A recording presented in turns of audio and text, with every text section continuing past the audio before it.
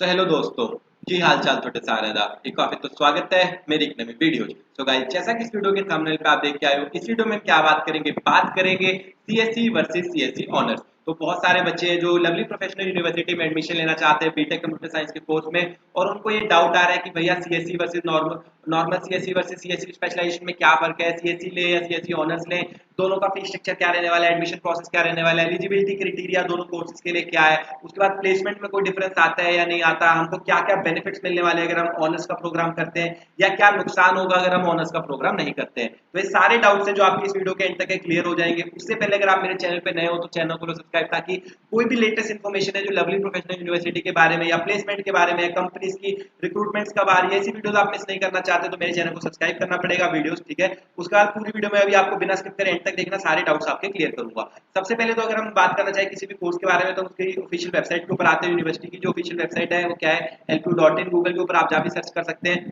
Search करने के बाद आप एडमिशन पे आएंगे, एडमिशन पे क्लिक करके रेगुलर प्रोग्राम्स पे क्लिक करेंगे तो आपके सामने ऐसे पूरी लिस्ट खुल के आ जाएगी, जहां पे जो पूरे प्रोग्राम जो कि 12th के बाद लवली प्रोफेशनल यूनिवर्सिटी ऑफर करती है वो खुल के आ जाएंगे, जैसे कि engineering, computer science engineering, artificial. तो यहाँ पे हम स्पेसिफिकली बात करने वाले हैं सीएससी। तो ये आपका normal CSC computer science engineering, and ये जो प्रोग्राम आपको दिख रहे हैं जैसे कि artificial intelligence and machine learning, ये है आपके ऑनर्स प्रोग्राम, मतलब कि स्पेशलाइजेशन प्रोग्राम। तो ये आपका ठीक है, data science and engineering, cyber security, DevOps, IoT, काफी प्रकार के जो ऑनर्स प्रोग्राम है, स्पेशलाइजेशन प्रोग्राम आपको यहाँ पे देखने को मिलने वाले हैं। तो दोनों ही प्रोग्राम को हम कंपेयर करने वाले हैं बारी बारी, ठीक है, जिससे कि आपको सारी चीजें पता लग जाएंगी।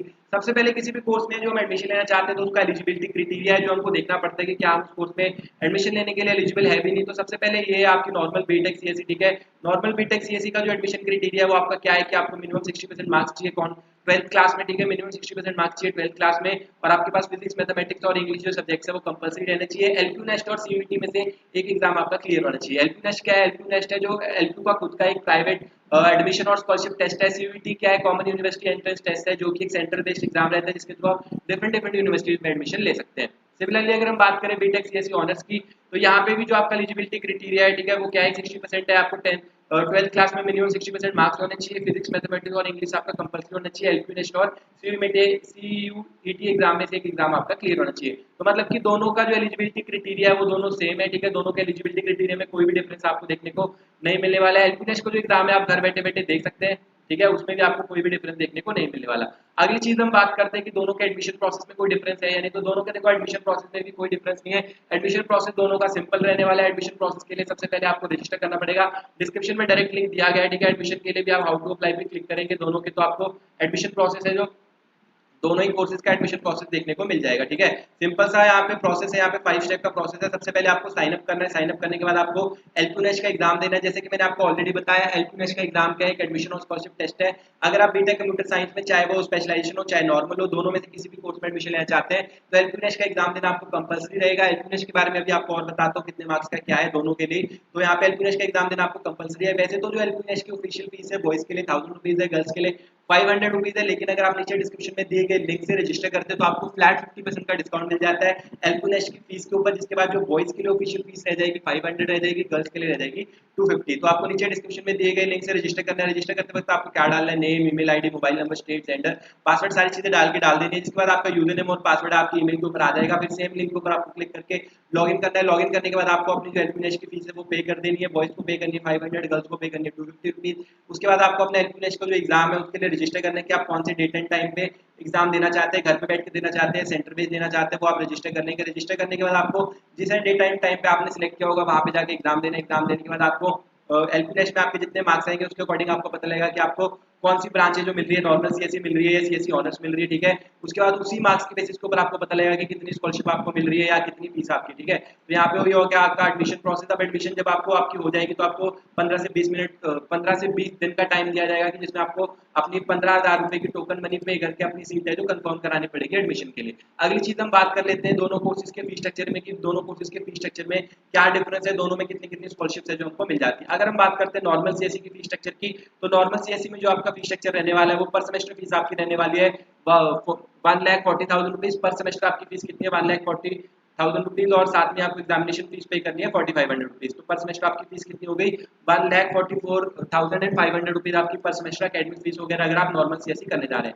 सिमिलरली अगर हम लेते हैं बीटेक सीएससी ऑनर्स का, तो पर सेमेस्टर आपकी फीस कितनी है, 2 लाख रुपीज पर सेमेस्टर आपकी फीस है, और आपको साथ ही एग्जामिनेशन फीस पे करनी है 4500। तो ये कितनी हो गई, 2,45,000 रुपीज आपकी पर सेमेस्टर क्या हो गई, एकेडमिक फीस हो गई अगर आप करना चाह रहे हैं ऑनर्स प्रोग्राम। तो ऑनर्स और नॉर्मल सीएससी की फीस में अप्रोक्सीमेट यहाँ पे 60,000 रुपीज पर सेमेस्टर का डिफरेंस है। उसके बाद अगली चीज अगर हम बात करें हमको कितनी स्कॉलरशिप यहाँ पे मिल जा रही है मैक्सिमम, तो अगर हम बात करें नॉर्मल सीएससी की 30% की मैक्सिमम स्कॉलरशिप मिल रही है, तो आपका पर सेमेस्टर कितना ऑफ हो रहा है, 42,000 रुपीज। वहीं अगर हम बात करें बीटेक सीएससी ऑनर्स की, तो 30% की आपको मैक्सिमम स्कॉलरशिप मिल रही है, जिससे कि आपका पर सेमेस्टर ऑफ हो जा रहे हैं यहाँ पे 60,000 रुपीज।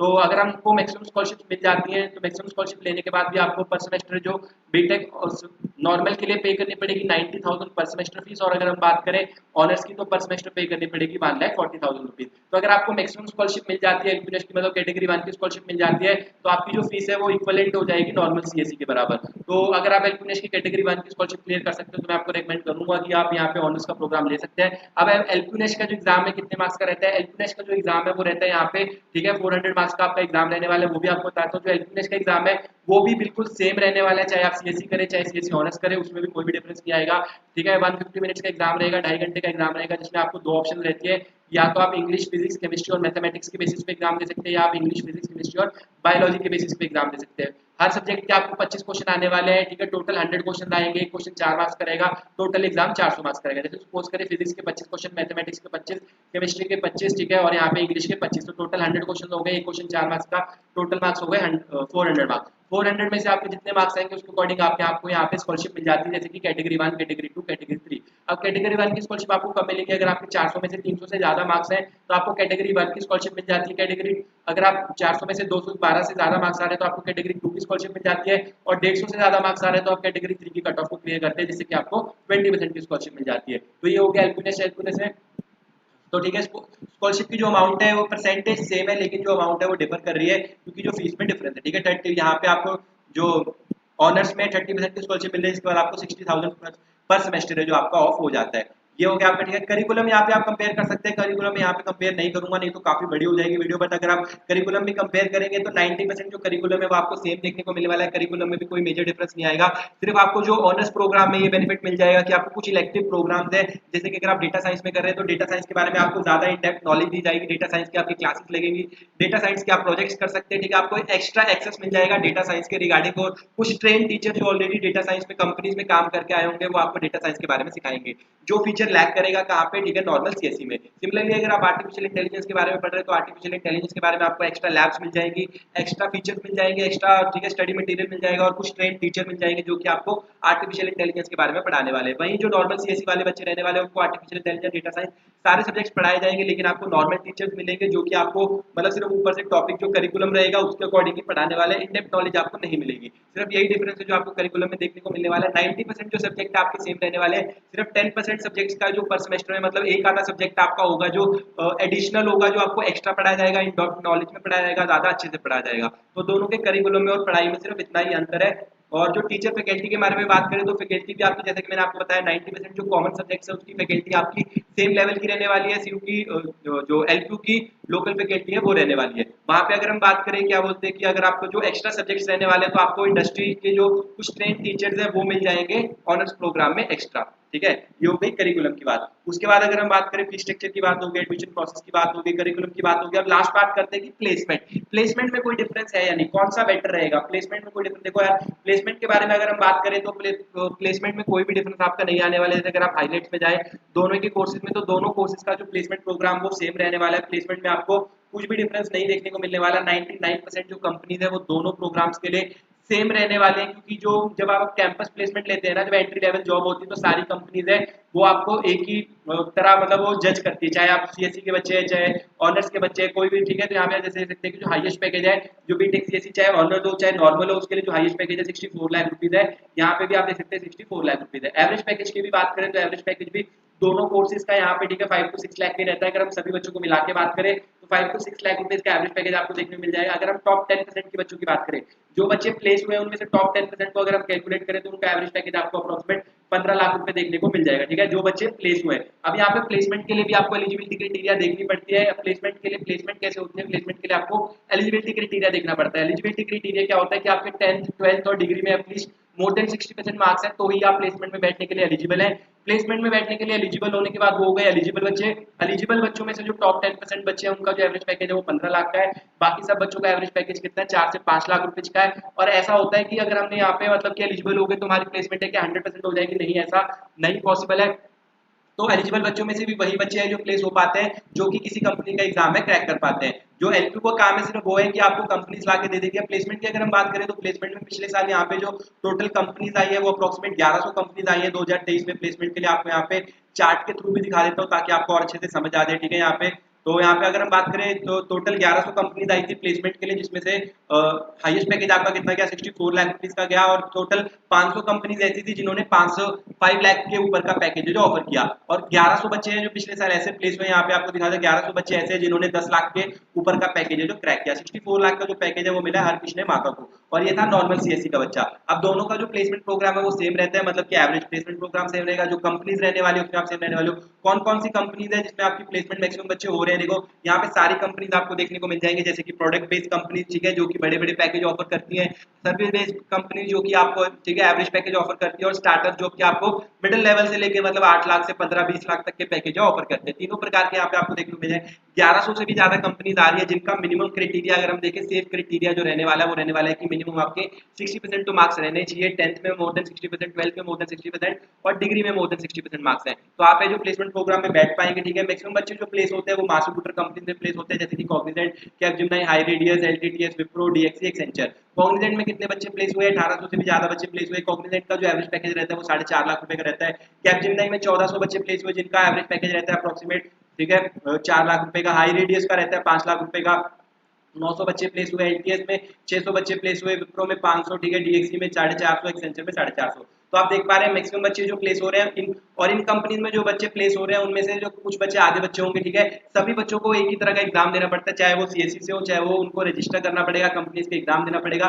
बहुत से स्पेशलाइजेशन के बच्चे भी इन्हीं कंपनीज में प्लेस हो रहे हैं, नॉर्मल सीएससी के भी यही प्लेस हो रहे हैं। कुछ कंपनी स्पेशली जो स्टार्टअप्स होती है, कुछ कंपनी स्पेसिफिकली आती है रोल के लिए कि हमको डेटा साइंस स्पेशलाइजेशन के बच्चे ही चाहिए, तो वो सिर्फ वही ब्रांच के बच्चे जो उनमें रजिस्टर कर पाते हैं। लेकिन वो सिर्फ 1 से 2% कंपनी ही ऐसी होती है, मतलब 1100 में से आप कंसीडर कर सकते हैं कि सिर्फ 4 से 5 या 10 कंपनी मैक्सिमम ऐसी आएंगी जो रोल बेस्ड या स्पेसिफिक ब्रांच के बच्चों को बैठने देती है। अदरवाइज जो प्लेसमेंट प्रोग्राम जो भी कंपनीज आने वाली है, 1000 कंपनीज आने वाली है, तो 1000 में नॉर्मल सीएससी और ये बच्चे सेम बैठने वाले हैं। जो भी एग्जाम क्लियर कर लेगा उसका एग्जाम है जो क्लियर हो जाएगा। अब बात आती है कि क्या कौन सा बेटर रहने वाला है, कौन सी चीज हम चूज कर सकते हैं। देखो आपको सिंपल सी बात बताता हूँ, दोनों की जो फीस में बहुत ज्यादा मेजर डिफरेंस है। मतलब कि जो ऑनर्स का प्रोग्राम है वो 2 लाख रुपए का पर सेमेस्टर फीस है, और जो नॉर्मल सीएससी है वो 1,40,000 की है। तो आप दोनों में से सबसे पहले तो देखिए कि आप कौन सा अफोर्ड कर सकते हैं। आपको एलपी नेश का एग्जाम देके स्कॉलरशिप भी लेनी है। स्कॉलरशिप लेने के बाद आप देखिए कि कौन सा है जो आप अफोर्ड कर सकते हैं। अगर आप ऑनर्स का प्रोग्राम अफोर्ड कर सकते हैं फिर तो आप ऑनर्स का प्रोग्राम लीजिए, क्योंकि उससे आपको एक बेनिफिट मिल जाता है कि आपको एक डिग्री मिल जाती है जिसके ऊपर ऑनर्स लिखा होता है कि आप इस ब्रांच में स्पेशलाइज्ड हैं। उसके बाद जब आप एंट्री लेवल जॉब लेने जाते हैं तो आपको नॉर्मल सीएससी वाले बच्चों से ज्यादा एज मिल जाता है। अगर आप ऑफ कैंपस प्लेसमेंट में जा रहे हैं, मतलब आपको जो ये स्टार्टअप्स वाले रहते हैं 10-15 लाख पैकेज वाले रहते हैं, वो आपको प्रायोरिटी देते हैं क्योंकि आप ऑलरेडी ट्रेंड है, जैसे कि डेटा साइंस में, इन सब में चीजों में ट्रेंड है, तो आपको उस केस में प्रायोरिटी मिल जाती है, जिससे कि आपको एक एक्स्ट्रा बेनिफिट मिल जाता है और अच्छी प्लेसमेंट मिल जाती है, ठीक है। तो अगर आप अफोर्ड कर सकते हैं तो उस वाले में जाए। अगर आपको लगता है कि नहीं फीस ज्यादा है तो आप नॉर्मल सीएससी में जाए। नॉर्मल सीएससी में जो आपकी कैंपस प्लेसमेंट में रहने वाली है उसमें आपको कोई इफेक्ट नहीं आएगा, स्टडी के ऊपर आपको कोई इफेक्ट नहीं आने वाला है। जो सब्जेक्ट आपको लगता है कि जिसमें आपका इंटरेस्ट बन रहा है, चाहे वो आर्टिफिशियल इंटेलिजेंस हो, चाहे वो डेटा साइंस हो, वो सारे सब्जेक्ट्स हैं जो आप स्टिल अपने टीचर जो आपके पास नॉर्मल टीचर रहने वाले हैं उनसे पढ़ सकते हैं, या यूट्यूब गूगल का यूज करके उसके बारे में पढ़ सकते हैं। या कुछ एडिशनल जो कोर्सेज है ऑनलाइन, काफी सारी वेबसाइट्स हैं जो एडिशनल कोर्सेज प्रोवाइड करती है। यूट्यूब में सब कुछ फ्री में अवेलेबल है, तो आप उस चीज के बारे में ज्यादा डिटेल में पढ़ सकते हैं, प्रोजेक्ट्स बना सकते हैं और प्रूफ कर सकते हैं, ठीक है। तो ये था मेरा पूरा रिव्यू कि देखो बेटर दोनों ही रहने वाले हैं, दोनों में कोई भी ऐसा नहीं कि कोई खराब है कोई है, दोनों बेटर रहने वाले हैं। बट अगर आप अफोर्ड कर सकते हैं तो ऑनर्स में चले जाइए, अफोर्ड नहीं कर सकते तो नॉर्मल वाला रहिए। ये है मेरा ऑनेस्ट रिव्यू पूरा। फिर भी अगर आपको कोई डाउट है दोनों सीएससी से रिलेटेड या सीएससी ऑनर्स से रिलेटेड, मुझे कमेंट्स में पूछ सकते हो, ताकि मैं कमेंट्स में जवाब देके सबके अगर वो कॉमन डाउट होगा तो वो क्लियर हो जाएगा। आई होप आपको इस वीडियो से हेल्प मिली होगी। वीडियो पसंद आई तो वीडियो को लाइक कर देना, चैनल को सब्सक्राइब कर देना।